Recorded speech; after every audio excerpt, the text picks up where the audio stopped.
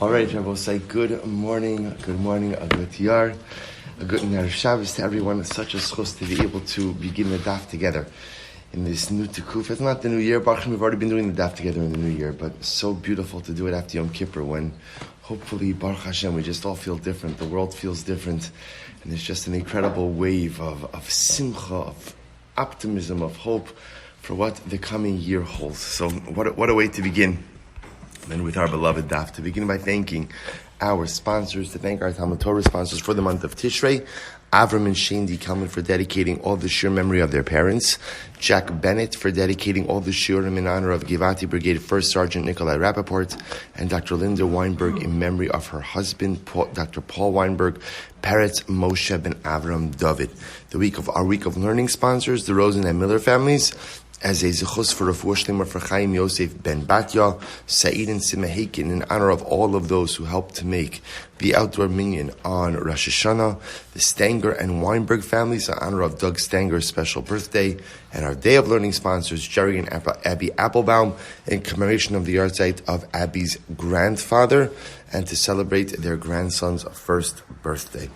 We thank all of our sponsors for their incredible generosity, and also with that, let us begin. A lot to do today. So we are picking up, today's daf is Yud Zayin, and we are picking up on Tes Zayin Amud Beis 16b at the two dots, Iboy Luhu.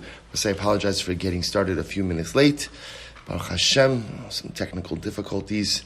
It wouldn't be a new haschala without some type of turbulence. That's the way every single new beginning starts.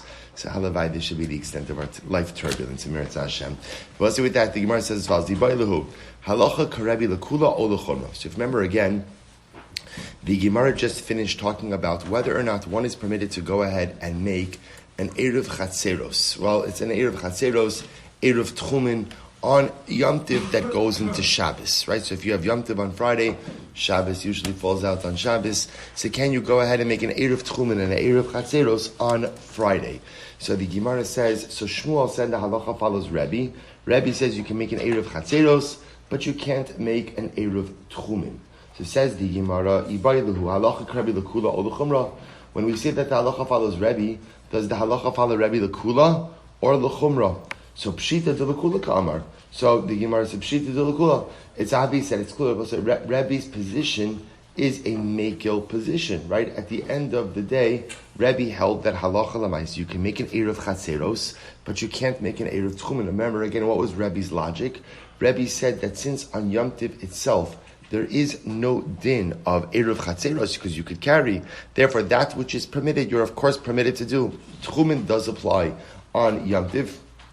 And therefore, again, you can't make an Erev Tchumen. Now, why is there a suffix? Mishum D'Shalach Rabbi Lazar Lagola, because Rabbi Lazar one time sent to Chutz La'aretz, Lo Kisha'atem Shonim Babavel, Rabbi Matir V'Chachamim Mosrim. You have the wrong attribution. It's not like you say in Babel that Rabbi is the one who is Matir, making an Erev Chatzeros on Yom Tiv, and the Chachamim Aser, Ella, Rabbi Oser V'Chachamim Matirim. Rather, again, it is Rabbi who says that it's Aser, and the Chachamim say that it's mutter. So therefore, again, when we say the halachas like Rebbe, which version of Rebbe are you referring to? So says the Gemara. Oh, I'm sorry.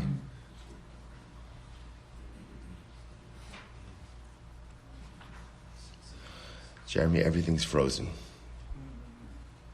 I'm sorry. Okay, we're gonna go back there. I'm sorry. I'm sorry. Yeah, maybe just shake it a little bit. Okay, yeah, hit it. Okay. So it says the Gemara. So Tashma, the Rav Tachlifa bar Avdimi avar uvda kavasi de Shmuel. Rav Tachlifa bar Avdimi, he paskined in accordance with Shmuel. Shmuel, remember again, said that the halacha follows Rebbe. V'amar Rav tchilas hora'a dehaitzor mirabana lekilkula. And ultimately, again, Rav said that the beginning of the psak halacha life of this particular Talmud Chacham is flawed. Now, Rav says he didn't like his psak. Se'i amrit bishlama lekula ka'amar hainu kilkula. Good. All right, so ultimately, again, if halacha l'maisa, if you say that Rebbe was paskening v'kula, then ultimately that's the kilkul that could come out of it. But if you hold that Rebbe is l'chumra, namely that halacha l'maisa, that Rebbe is l'chumra, namely that you can't go ahead and make an eruv chatzeros. So then halacha l'maisa, what kilkul could come out of that? Kevin the mekalkili barabim hainu kilkul top of Yom Zayin. So it's Rashi, last Rashi and Daf says sheshochin u'metatlim lo eruv. The kilkul that can come out of it is if you're machmir and you say that you can't make an eruv chatzeros on Yom Tiv, then halacha l'maisa, people may come to go ahead and end up carrying. Therefore, again, the Gemara says, Amar Rava, Amar Rav Chisda, Amar Rav Huna, halacha karebi v'le'esar. That the halacha, in fact, follows Rebbe l'chumra, and we'll say this is how the Shulchan Aruch paskins as well. The Shulchan Aruch says that halacha l'maisa on Yom Tiv, which goes into Shabbos, and let's say again, you forgot to make your eruv tchumin, you forgot to make your eruv chatzeros, halacha l'maisa, we don't do that on Yom Tiv. So that's how you paskin, like Rebbe, but in accordance with the strict version of Rebbe. Beautiful. Tan Rabbanan. So we'll say we come now to a new sugya. Any chance? Good? Okay. Pick a new sugya. All right. Tan Rabbanan. Yom Tov Shechalios B'Shabbos. So we'll say the Gemara says as follows. What happens when Yom Tov falls out on Shabbos? Beis Shammai Omrim. That we'll say we're transitioning a little bit over here to talk about Tefillah. Beautiful, beautiful Gemara. So Yom Tov, which falls out on Shabbos. So how do you daven? Beis Shammai Omrim, Mispalo Shmona, V'Omer Shel Shabbos Bifnei Atzmo. So Beis Shammai says that when Yom Tov falls out on Shabbos, you daven an 8 bracha Shmona Esrei. Now what does that mean, an 8 bracha Shmona Esrei? The first 3, the last 3, and in the middle, there are 2 supplemental brachas. One for Shabbos and one for Yom Tov. V'Omer Shel Shabbos Bifnei Atzmo, V'Shel Yom Tov Bifnei Atzmo. Beis Hillel Omrim, Beis Hillel say, Mispalel Sheva. Beis Hillel says, no, you go ahead and you daven 7 brachas. What happens? And we'll say, so according to Beis Hillel, what happens? That middle bracha is a combination of Shabbos and Yom Tov. Thank you very much. Chavra on Zoom, I'm sorry. So we're going with this? Mm-hmm. Okay. Sorry, you're going to get my side profile. I should have trimmed my beard a little bit. I apologize. All right. And Jeremy, YouTube's working also? Good. That was, thank you. That really boosted my confidence significantly. All right. Okay.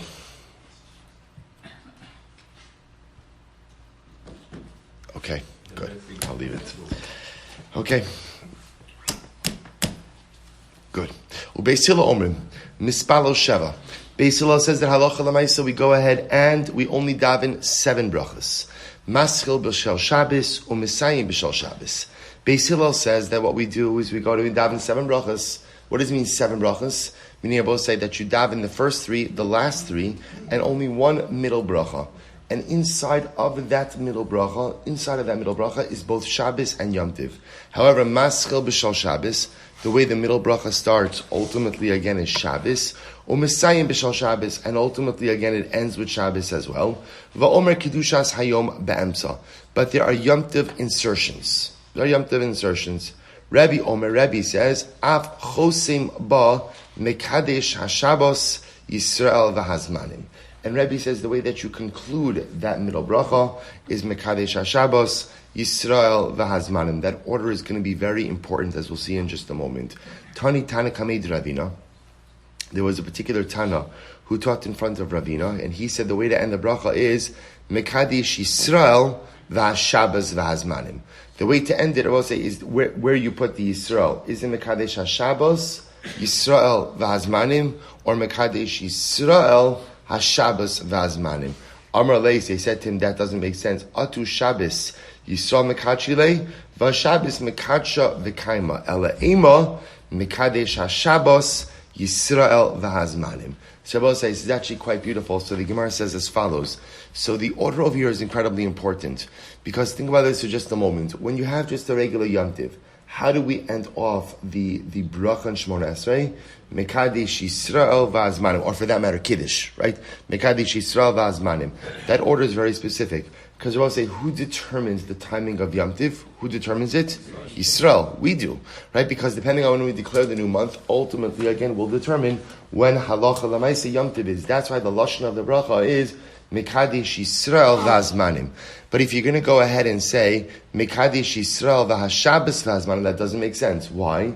Because Klal Yisrael, we don't determine the arrival of Shabbos, right? At the end of the day, Shabbos is Kedushas Mi'atzmo. Therefore, the way to formulate the bracha is Mekadesh HaShabbos. It's a reference to HaKadosh Baruch Hu. The Rebbe Shalom is one who sanctifies the Shabbos, V'Yisrael v'Hazmanim. And then ultimately, again, Klal Yisrael goes ahead and takes care of sanctifying the Yom Tiv. So it says the Gemara, Amar Rav Yosef, Halacha Kerebi, Ugide Taritz Ravina. The halacha, in fact, follows Rebbe, that the way you'll end the bracha is Mekadesh HaShabbos v'Yisrael v'Hazmanim, as Ravina explained. Beautiful. Bozilon, continuing on the Tefillah theme.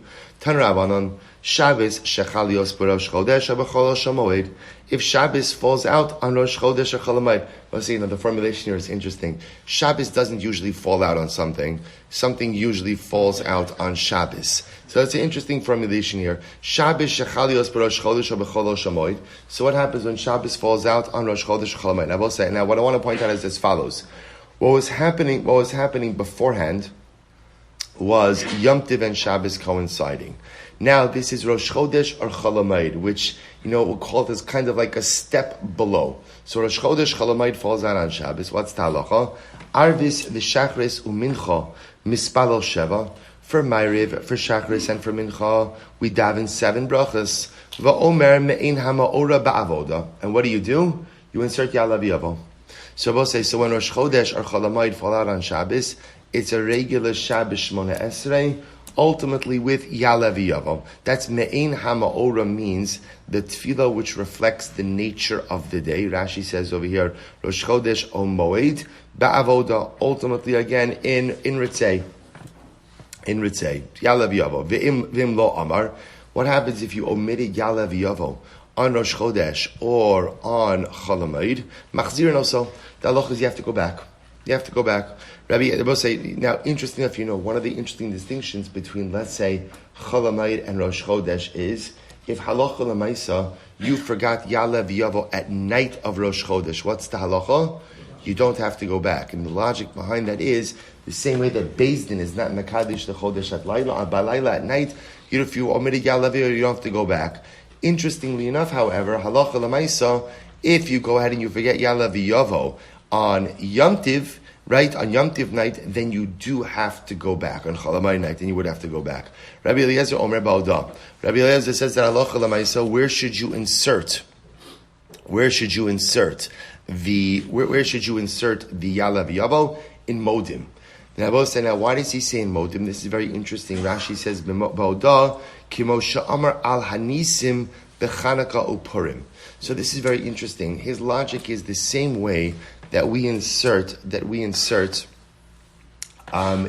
Yavo, al Hanisim for Chanukah and Purim in Modim, so too Rabbi Eliezer feels that Ya'alav Yavo should go in Modim as well. An interesting machlokus. We know we don't paskin that way. We put it in Ritzei, not after Modim. U'b'musaf in Maschel b'shal Shabbos u'Mesayim b'shal Shabbos. And in Musaf, we begin with Shabbos and end with Shabbos. In other words, we have Yom Tiv insertions, but Lamaisa, it's right. We have primarily Shabbos brachas. Va'omer kedushas hayom be'emtza. We recite kedushas in the middle of the bracha. Rabbi Shimon Gamliel, Rabbi Shmuel ben Hosh, Rabbi Yochanan ben Baroka Omrim. Both of them say kol makom shehuskak l'sheva. Anytime you have a Shemona Esrei of 7 brachas, maschil b'shal Shabbos or misayim b'shal Shabbos. You begin ultimately again with Shabbos. You end with Shabbos. Va'omer kedushas hayom be'emtza. And you insert Kedushas Hayom, meaning Yom Tiv, in the middle. Am Rafuna, in halacha kos azug. Rafuna says the halacha does not follow this pair. Good. But say now we are back to Erev Tavshilin. So it says the Gemara as follows. Before we get to Erev Tavshilin, other Eruvim. Am Rabbi Chiya bar Ashi, Am Rav. Maniach adam eruvei tchumin miyom tov lechavero umasne. Now, so now we're talking about over here in a case of 2-day Yom Tiv of Yom Tov Sheni Shel Golios in Chutz La'aretz, where we operate halachically knowing that one of the days is Yom Tiv and one of the days is Chol. So what happens if a person forgot to make an Eruv Tchumin before Yom Tiv? What happens? So says the Gemara, Maniach Adam Eruvei Tchumin Yom Tov Lechaveru Umasna. You make it tonight. What's the tonight? So on the first day of Yom Tiv, you say, make an Eruv Tchumin. If today is Yom Tiv, then my statement is meaningless. And if today is not Yom Tiv, then ultimately what? The Eruv should be Chal, and you do the same exact thing on the second day. This way, again, it doesn't really work for the second day, but at least by the first, it doesn't work by the first day, but at least by the second day, you do have an intact Eruv Tchumin. Same idea, Rava says, you could make an Eruv Tavshilin on Yom Tiv. If you forgot to make an Eruv Tavshilin before Yom Tiv, Rava suggests that halacha l'maisa, you can make an Eruv Tavshilin on Yom Tiv itself with a Tanai. And what's the same idea? What's the Tanai? If today is Yom Tiv, then my statement is meaningless. But if tomorrow's Yom Tiv, right, on the second day, if tomorrow's right, but tomorrow's Yom Tiv, then ultimately again it should be Chal for tomorrow. Second day, if they're make the same tonight both days, and by definition, by the second day of Yom Tiv, you have an intact Eruv Tavshilin. So the Gemara says, Man da'amar Eruvei Tchumin kol sheken Eruvei Tavshilin. So says the Gemara. Most of all, if you take a quick look at Rashi, Rashi says, Yom Tov Lechavero, it's right across.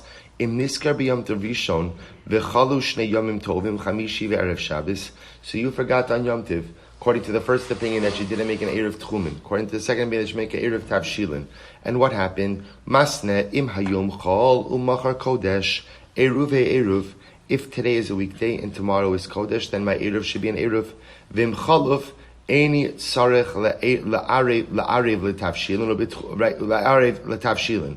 Ubetchulin yomar im hayom kodesh ein b'divarai klom ulamachar yomar kain. So we'll say. So again, Rashi is just pointing out the different tanaim because the verbiage of the different tanaim is a bit different by tchumin and by tavshilin. In any event, the mechanics are the same. So the Gemara says, man da'amar eruvei tchumin kol sheken eruvei tavshilin. The opinion who holds that you can make an Eruv Tchumin with a Tanai would certainly agree that what? You can make an Eruv Tavshilin with a Tanai as well. Uman damar Eruvei Tavshilin, but the opinion who holds that you can make an Eruv Tavshilin with a Tanai, aval Eruvei Tchumin lo. But he would hold that halacha l'maisa you can't make an Eruv Tchumin with a Tanai. Why not? My taima delemikne shvisa b'shabsa lo. Because Rabbi say, remember again, Eruv Tchumin requires what? Acquiring a domicile. The act of acquiring a domicile is not something which should be done on Yom Tiv. In other words, it looks too mechanistic. And therefore one should avoid it. And I will say that is indeed how we paskin. We'll discuss this, but technically speaking, there is a way to make an Eruv Tavshilin in Chutz La'aretz over the course of a 2-day Yom Tiv. But as we saw before, we paskin that halacha l'maisa, we don't make an Eruv Tchumin or an Eruv Chatzeros on Yom Tiv at all. Good. Tan Rabbanon, Ein ofen mi Yom Tov lechaveiro. You can't cook from one day Yom Tiv to the next, or actually bake, from one day Yom Tiv to the next day. However, be'emes amru, memali isha kala kedera basar. Now both say, now remember, right now when the Gemara talks about baking, it's really just referring to cooking. So you're not allowed to prepare. We know this. Halacha l'maisa, you can't prepare from one day of Yom Tiv to the next. But interestingly enough, be'emes amru, however, Chazal said, "Memali isha kala kedera basar afa pi she'ena tzricha ela lachaticha achas." That I will say this is very interesting. That when preparing for Yom Tiv, one need not be exact in their preparations. So in other words, we spoke about this before. If there are 5 people at my table, I don't have to make 5 pieces of chicken. In other words, I can go ahead and make many more pieces of chicken. Then I both say, now why is that? Even though I know that I only need 5 pieces of chicken, or I know out of the 5 people at my house, only 3 people eat chicken, still you can make a lot more in the pot. Now why is that permitted? Take a look at Rashi. Rashi says, "Memali isha debechad tircha sagi."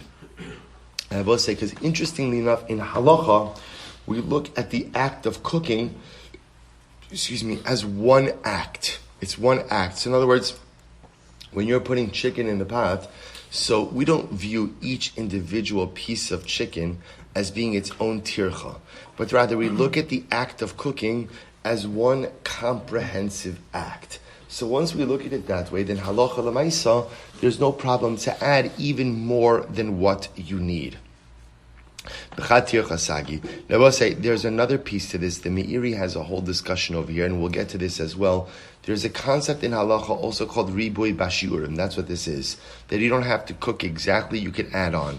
The assumption also is that when you cook in greater volume, that goes ahead and enhances the taste.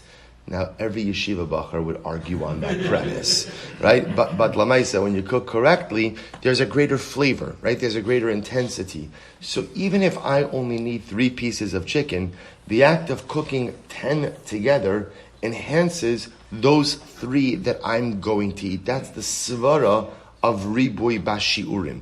So the Gemara says, listen to this. So the Gemara says, memali isha kala kedera basar. Same idea. Okay, here it's just illustrating with meat. Right? A woman could go ahead and fill up an entire pot with meat, even though she only needs 1 piece. Now, again, Rashi's logic is because it's chad tircha. It's all considered to be the same act of exertion. But lamaisa, there's also the concept that the more meat you have, the greater the flavor intensity, and therefore, again, the greater benefit I derive from it. Similarly, memali nachtum chavish shamayim, afa pi she'eno tzarech ela lekiton echad. The baker could fill up a barrel of water, even though he only needs 1 jug. So both say, therefore the Gemara says, aval lefos. This is all true when it comes to cooking. Because when it comes to cooking, the assumption is the greater the volume, the better the taste. Aval le'efos or chatircha. Aval le'efos, when it comes to baking, eina ofe ela mashet tzarech lo. Both say, but this is different than baking. When it comes to baking, halacha l'maisa, you could only bake that which you need on Yom Tiv. So in other words, the Gemara is suggesting over here is the concept of ribui bashiurim. Right, the concept of going ahead and adding on, either because it's 1 tir. Well, the truth is, really, what it is it's not 1 tircha. Because also think about this just for a moment. When you bake bread, right? It's not the pshat. Oh well, I'm baking 1 loaf. I'm baking 10 loaves. Right? At the end of the day, each loaf is its own tircha. Right? Each loaf is its own expenditure of effort, and therefore, halacha l'maisa, you can only go ahead and bake what you need. So the Gemara says, so how? Pas mishlev pas. I'm sorry. Rabbi Shimon Elazar Omer, memali isha kala taner pas. It's not true. Rabbi Shimon Elazar says you could even bake a whole oven full of loaves of bread, even if you only need 1 loaf. Why? Mipnei shapas ne'efes yafe bizman shat tanur male.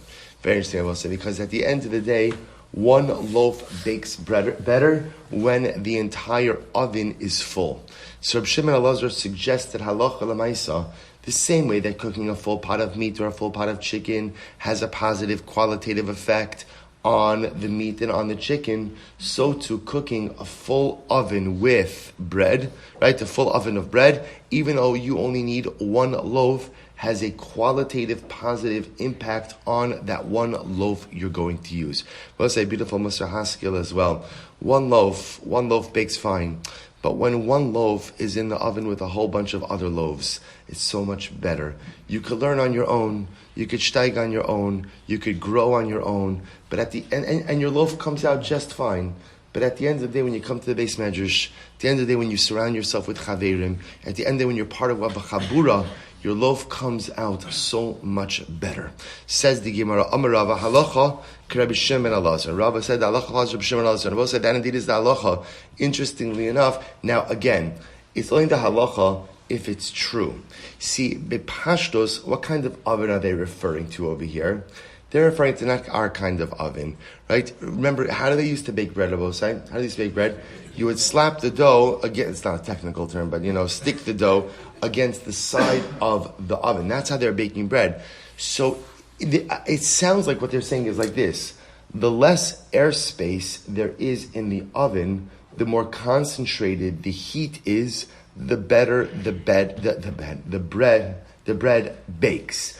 So therefore, both say, while the halacha is true, I don't necessarily know that it would be true, for our own baking in our home, right? You could bake on Yom Tiv, but I don't know if you decide you want a fresh cake, a fresh challah on Yom Tiv. So I don't think one can make the argument that what does it matter if I bake 1 loaf or if I bake 10 loaves. Lemais, again, I don't know that the qualitative impact of baking more together in an oven would apply to our particular type of setup. But again, halacha lemaisa, the Gemara says the svara does apply. Ibailahu, mishalo eniach eru betavshilin hu ne'asar v'kimcho ne'asar. Listen to this interesting shaila. So I didn't make an Erev Tavshilin. Okay, so obviously now I can't go ahead and cook, right? I can't cook. So now, what's the shaila? I can't cook. Now the Gemara is asking about my flour, but it's not just flour, it's my ingredients in general. Are my ingredients asur or not? Right? Are my ingredients asur or not? So is the isur to prepare now for Yom Tiv just devolve upon me, or does it devolve upon me and my ingredients as well? So the Gemara says, or no, maybe I can't cook, but my ingredients are just fine. So lamai nafkamina, what exactly does this mean? What's the nafkamina over here? Says the Gemara, laknuye kimcho la'acherim. Can I go ahead, or do I have to go ahead and be makne my kemach to other people? Now, both say, now what does this mean? Take a look at Rashi. Laknuye kimcho im tzarach laseis b'matanas kimcho she'achirim mutarim la'afoso v'laseis lo. So both say, listen to this. If let's say other people want to prepare for me, so do I have to be makne? Do I have to convey ownership of my kemach to them? Of my flour, my ingredients.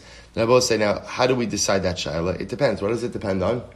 If my kemach is not asur, if the isur is just on me, right, but not on my kemach, then what? Then what? Anyone could potentially prepare for me using my ingredients. But if my kemach is asur, then the only way someone could prepare for me with my ingredients is how? Is if I transfer ownership of my ingredients over to them. So that now it's no longer my ingredients, therefore there's no isser upon those ingredients, and someone else has the ability to prepare. Here we go. I amrit hu ne'asar, v'kimcho ne'asar. If you say that I am asur and my ingredients become asur as well, tzarech la'aknuye kimcho la'acherim. Then I have to convey ownership of my kemach to other people. V'amrit hu ne'asar ve'en kimcho ne'asar. But if you say only I become asur, but my ingredients do not become asur, then lo tzarech la'aknuye kimcho la'acherim. Then I don't have to be makne, and others, under certain circumstances, would be able to go ahead and prepare for me. So what's the halacha? Tashma, mishalo eniach eruv tavshilin hareza lo yofev lo yivash v'lo yatmin lo v'lo la'acherim. So listen to this. If you did not make an eruv tavshilin, so then you can't bake, you can't cook, you can't insulate pots, right? Not for yourself and not for others. V'lo acherim ofin umevashlin lo. And other people can't cook or bake for me. So the Gemara says, Keisadu osa. So what do I do? Okay, so I forgot an erev tavshilin, but I still need to eat. So what do I do? Keisadu osa. Makne kimcho la'acherim. You should be makne your ingredients to someone else. In other words, convey ownership of your ingredients to someone else. Va'ofin lo umevashlin lo. And they will cook for me and bake for me. What do you see from here? Shmamina hu ne'asar b'kimcho ne'asar shmamina. Well, say amazing enough. What do you see from here? That when you fail to make an eruv tavshilin, I become asur, right? I, the person who didn't make the eruv, and my ingredients as well. To mean that what? That if someone else is going to prepare for me, I actually have to be makne my ingredients over to them. Now this is interesting because normally we would try to avoid kinyanim on Shabbos as well, but Lamais in a situation like this, he would be able to be makne his ingredients over to someone else. But say you see an incredible lesson in this, which is what? When I make the bad decisions in life, my bad decisions, which again, Baruch Hashem, I just want to point out, isn't it incredible that now each of us, we can say, I have not yet made any bad decisions in life. Right? Hopefully. Right? Hopefully. Right? A brand new slate, a brand new year. I can honestly make this statement. I haven't yet made any bad decisions. What a schus to be able to make that statement. Halavai should be able to make it for much longer. But I want to point out over here, what do you see from here? That when you make bad decisions, when a person makes bad decisions in life, those bad decisions don't just impact me. Those bad decisions have an impact on other things in life. It's so important because often we make siloed decisions, right? I make a decision and I figure the only person this decision impacts is me. And the only thing it impacts is this Metzias. And then we discover, unfortunately, that often our decisions have a ripple effect. So you see from here, the guy goes ahead and decides not to make an Eruv Tafshilin. And what happens? It doesn't only impact you, it even impacts your ingredients. Every decision has a ripple effect. So the Gemara goes back to Yevaylahu. Avar va'afar mai. Both an interesting shaila. What happens if a person didn't make an Eruv Tafshilin, but they still went ahead and cooked?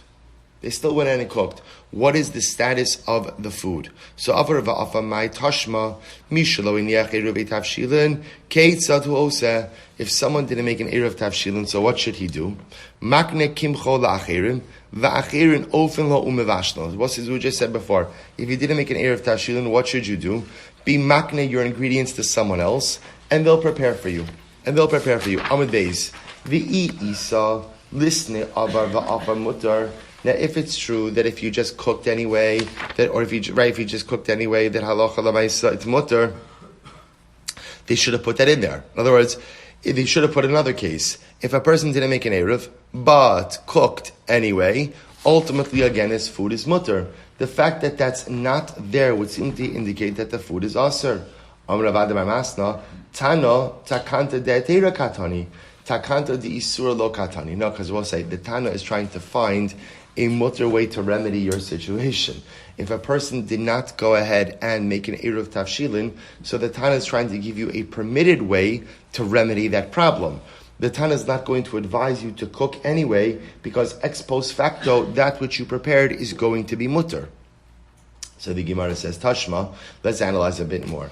Mishen yech Eruv Tafshilin, hareza ofe umevashel matmin. If somebody made an Eruv Tafshilin, based on that, he can bake, he can cook, he can insulate. But if he wants to go ahead and eat his Eruv, he's permitted to do so. In other words, you could eat your Eruv if you want to. However, achlo ad shelo afa, ad shelo hitmin, but if you ended up eating your Eruv before you baked, or before you cooked, or before you did atmara, hare ze lo yofeh velo yivash velo yatmin lo velo la'achirim. We'll say if you end up eating your Eruv before you could prepare anything, then you can't prepare. You can't prepare, not for yourself, not for others. Velo achirin ofen umevashlin lo, and other people can't prepare for him as well. Avol mevashuhu liyamtiv. So we'll say it's actually interesting. What can you do if you go ahead and you forgot to make an Eruv? So the Gemara says, Mevashuhu li yomtiv. You could cook for yomtiv. Because remember, you only need an Eruv Tafshilin for what? For yomtiv, preparing it to Shabbos. You could still cook on yomtiv, v'im hosir l'Shabbos. But interestingly, so we'll say, so going back to our previous sugya, if you forgot an Eruv Tafshilin, there is a potential saving grace, which is what? Ribui bashiurim. Cooking a lot for Yom Tiv. Because remember, again, as we pointed out, you could overcook for Yom Tiv, knowing that you're overcooking, with the premise that at the end of the day, there's a taste benefit, right, for increasing the volume. And that way you have left over for Shabbos. Ubilvad shelo ya'arim. Ultimately, again, as long as what? As long as you don't employ a subterfuge. Right? So I'll say, now what does that mean? Look at Rashi. Shelo ya'arim. La'achar shabicha shel tzorech lomar O dani tzarech lahazmin archin v'yivashel tavshilin achirim v'yosirim l'Shabbos. Shabbos said, listen to this. According to Rashi, here's the Arama. But imagine the following situation. You had lunch, right? You had lunch. And now you said, you know what? You realize, I didn't make an Eruv Tafshilin. So you say to yourself, we have unexpected company that stops by all the time. Let me just whip up 4 briskets, right? And a couple of sides, just in case company stops by. Shabbos say, and I want to point out, there is a concept in halacha, we'll get to this, of preparing food for guests in the event that they come over. Right? There is a concept like that. It has to be reasonable, though. So that's when the Gemara says over here, if you realize... Now, again, as opposed to, I will say, if you're preparing your Yom Tov food, there's absolutely no problem with increasing the volume. If you're looking at Rashi goes on, he says, Aval b'kedera achos im yarbe l'shabes ha'amar da'afilu l'chol shar. You're both saying, so remember again, when you're actually preparing your Yom Tov Seudah, ribui b'shiurim, adding in extra food, that's fine. That's totally fine. That's not considered harama. That's not considered to be like a wink wink or a subterfuge. That's considered to be a normative act of food preparation for Yom Tiv. And Allah L'Mais, again, the Svar, according to Rashi, Chad Tircha, it's all the same exertion. There's no exertion in putting in extra chicken into the pot, or according to the Meiri, ultimately, again, it enhances the taste value. Again, what they're talking about over here is after your Su'udah, preparing another Su'udah, because quote unquote, maybe guests will come over, when you know full well that you're doing this for Shabbos. Vim Harim, and I both say if you did this, Aser. Ultimately, again, the food is Aser. So I both say it's actually quite dramatic. So Allah L'Maisa, if you did employ a subterfuge, and after your Suda on Yom Tiv, you mamish prepared another Suda, you said that it's for Archim, but it's clear circumstantially that you're doing this for Shabbos, the food will be Aser. So both say, so remember again, I just want to point out, what are we trying to figure out over here? The Gemara is a simple question, which is, if a person went ahead and didn't make an Erev, but cooked anyway, is the food mutter or not? That's what the Gemara is trying to figure out over here. Now, interestingly enough, the Gemara says, you see from this case that what? That if you prepare food in a subterfuge fashion, right, using harama, that the food is going to be aser. So the Gemara wants to suggest, the Gemara's assumption, even though it doesn't state it explicitly, is the same way that employing food with harama is going to be aser, so too if you didn't have an erev tafshilin and you cooked anyway, your food will be aser as well. I will say to which the Gemara says something absolutely startling. Amr Ravashi, harama ka'amrit, you're bringing up a case of harama, shiny harama, da'achmiru ba rabbanon tfei mimezid. I will say, listen to this. Harama is different, employing a subterfuge is different, because Chazal were more machmir with harama than they are with a mezid. I will say, this is incredible. Look at Rashi. Rashi says, shiny harama, li'olam avar va'afar mutter. It could very well be that if you didn't have an erev tafshilin, but you cooked anyway, it'll be mutter. Even though you did something wrong, it'll be mutter. So the Gemara says, va'arama ein araya. You can't bring a raya from the arama case. Why not? L'kan, the shiny ha'arama mimezid, the ika lamemar achmer barabanan ba'arama tfei mimezid, because the rabbanan were more machmir with harama than with mezid. The ilu mezid rashahu, la'avra al divrei chachamim, ve'ein achirim lemedim hemenu, v'atzmo masim alibo v'shav. Hilchach lo ma'akra toras erev. Rabbi say, listen to this. Says the Gemara, harama is worse than mezid. Why? Because Rabbi say there's a twofold concern over here. There's what the action means for me, and there's the potential maris ayin issue. What the maris ayin issue, Rabbi say, is if somebody engages in harama, right? Remember, the whole chap with harama is it looks mutter, right? It looks mutter, but it's really aser. So a person will see me preparing my 4 briskets and 3 sides after I finish lunch, because guests make quote unquote come over and people will say, oh, that looks pretty mutter, right? So I'll do that also, right? As opposed to the case of mezid, people generally know when a mezid. They generally know a mezid, and no one comes to learn from a mezid. I will say, but there's another piece as well, which is the personalistic piece. See, I will say, when a person is a mezid, they know that what? I know what I'm doing is wrong. When I know what I'm doing is wrong, there's a greater probability that I'll come to fix it. Harama means I'm employing a subterfuge. When people use harama, often what happens? They convince themselves that what they're doing is really okay. And when I convince myself that what I'm doing is okay, then what? It's almost virtually impossible to ever become a Baal Tshuva. I will say, isn't this incredible? That on Motzei Yom Kippur, on Isru Chag, right, we have a Gemara about Tshuva. Do you know why? Because when does Tshuva start? When does Tshuva really start? It already started in Ma'ariv. What did we say in Ma'ariv last night? Slach lanu avinu ki chatanu, mechal lanu makinu ki fashanu. Tshuva always starts because it's great to be about tshuva, and it's great to be a perpetual about tshuva. Rabbi say, but what an incredible yisod. The worst thing in life. See, we all commit averos. Halavai, not yet. Maybe we could hold out for another couple of hours, right? But it'll happen. We all commit averos. The most important thing in the world of sin is own it. Own it. Be amazed. Now, let me qualify that, right? Let me qualify that very carefully, right? I'll say, maybe it's hashgacha, YouTube isn't working this morning, right? So be amazed that what? If you do something, own it. Own it. Don't explain it away. Because if we see people say, this is my simachol yom, people, it's incredible. Rav Shimshon Raphael Hirsch says, why did Klal Yisrael go ahead and build the golden calf? Why did they build the egel? Because they wanted immorality. But they wanted a system that supported immorality. Nobody wants to be a sinner. So I'm not a sinner. I just subscribe to a different hashkafa.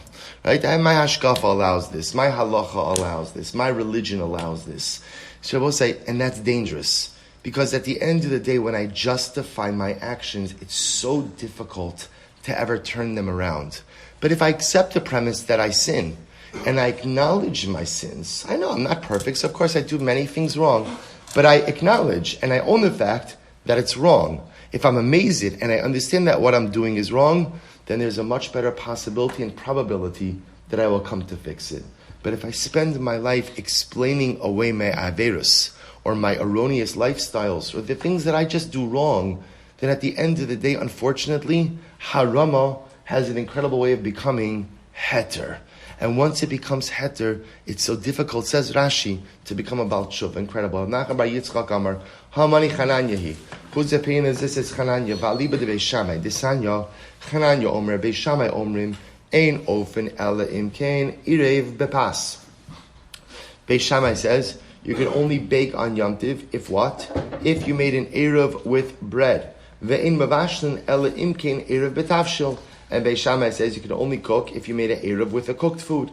Ve'in tomnin ela imkein hayu chamin tumuna me'erev Yom Tiv. And you could only insulate if you had pots insulated from Erev Yom Tiv. Both say, Beis Chananya, or Beis Shammai according to Chananya, has a fascinating shita. They said Erev Tavshilin has to be comprised of a baked item, a cooked item, and if you want to insulate pots on Yom Tiv for Shabbos, an insulated item. In other words, that you need an Erev for every single type of thing you're going to do.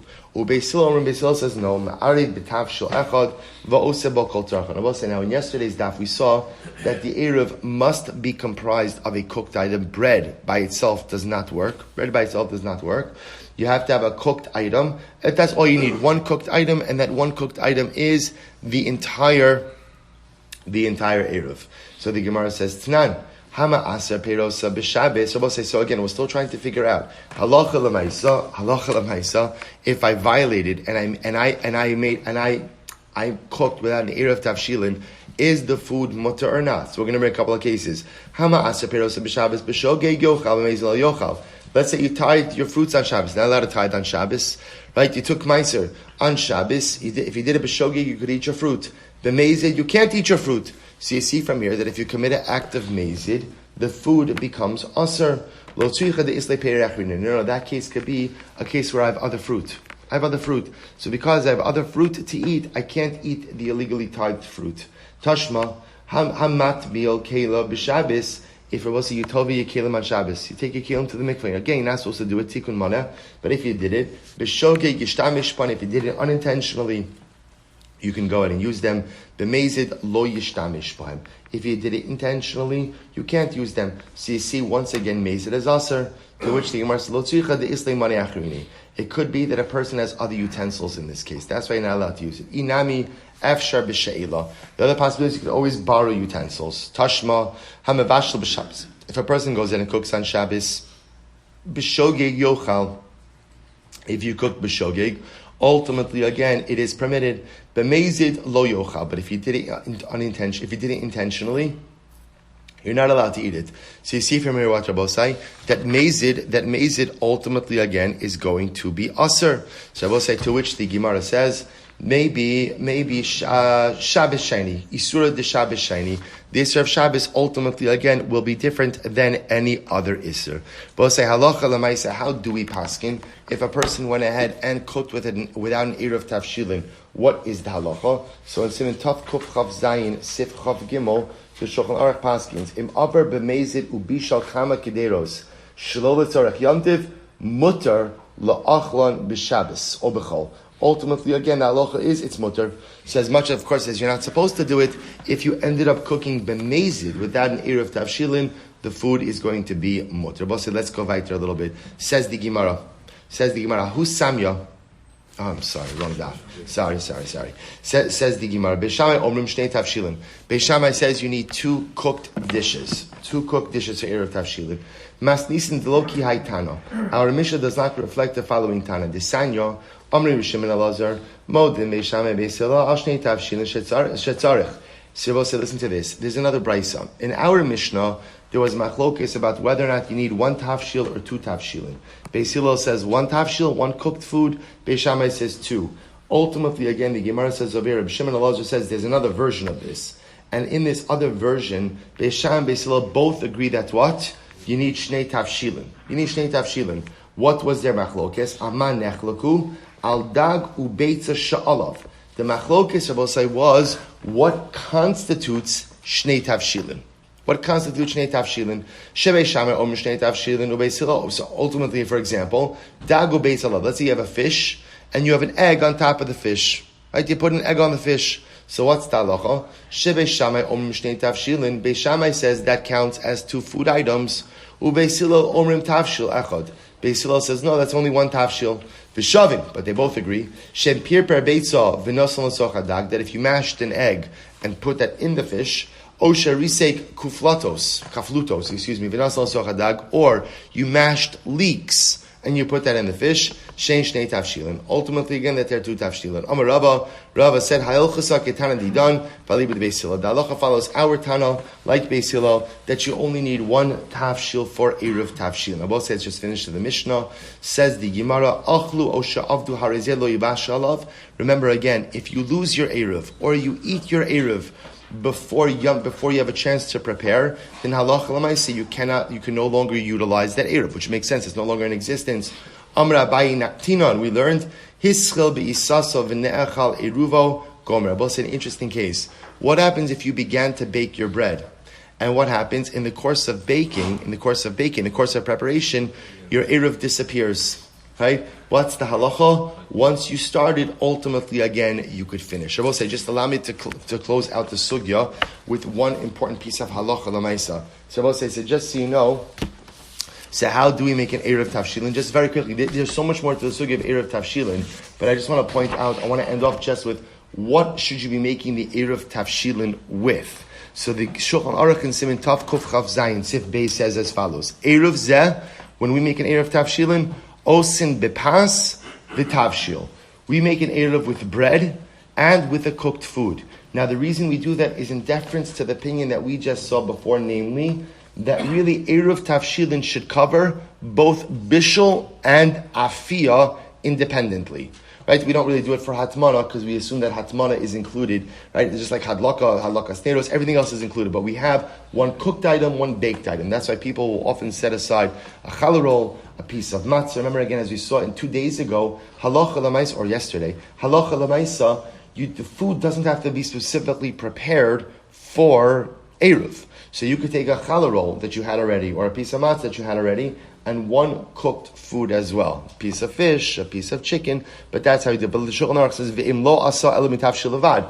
What happens if you forgot the baked item, and you only had the tavshil? What's the halacha? Mutter. Ultimately it works. Why? Because me'ikar adin we paskin like Beis Hillel. That really all you need is tavshil echad. But in order to satisfy all of the opinions, we have something that is afui, something that is mavushal, something that is baked, something that is cooked, covering eruv tavshilan on all bases. We'll say shkoyach.